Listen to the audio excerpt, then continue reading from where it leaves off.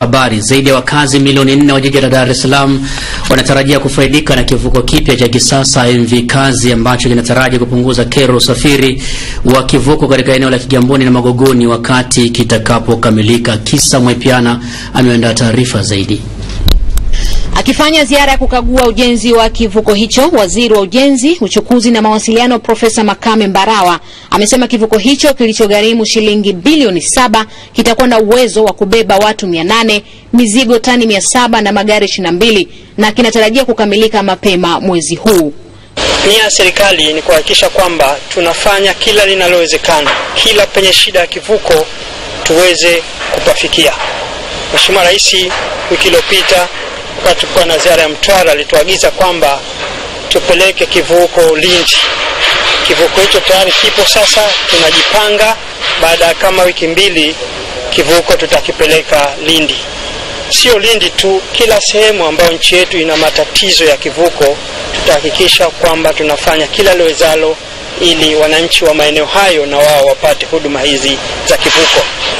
Sisi TEMESA tumemwambia mkandarasi hakikisha anamaliza kazi zake zote ifikapo tarehe 15 mwezi huu wa 3 2017. Hii ina maana afanye kazi usiku na mchana. Utakuwa unakumbuka kwamba specification ya kivuko hiki ni kuweza kubeba takriban tani 170 ikiwa na abiria 800. Tutafanya kazi kwa jitihada kubwa ili tuweze kuhakikisha kwamba hizi tarehe za tarehe 15 tumesha at least kuanza sea trial na kuanza kukabidhi chombo. Wakati huo Waziri Mbarawa amemwagiza mtendaji mkuu wa TEMESA Dr. Musa Mgwatu kusimamia vyema ukusanyaji wa mapato yatokanayo na huduma inayotolewa ya vivuko kwa njia ya kielektroniki ili kudhibiti mianya ya wizi. Ni lazima tukusanye mapato.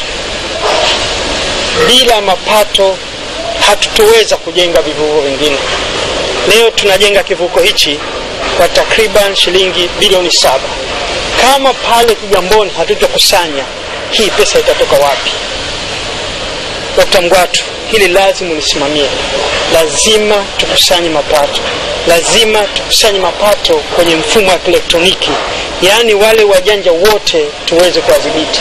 Mpenzi mtazamaji wa Channel 10, kukamilika kwa kivuko hiki ni nafuu kwa wakazi wote wa jiji la Dar es Salaam na vitongoji vyake. Nikiripoti kutoka katika eneo maarufu la kutengenezea meli na vivuko Dockyard jijini Dar es Salaam, Kisa Mwepiana, Channel 10.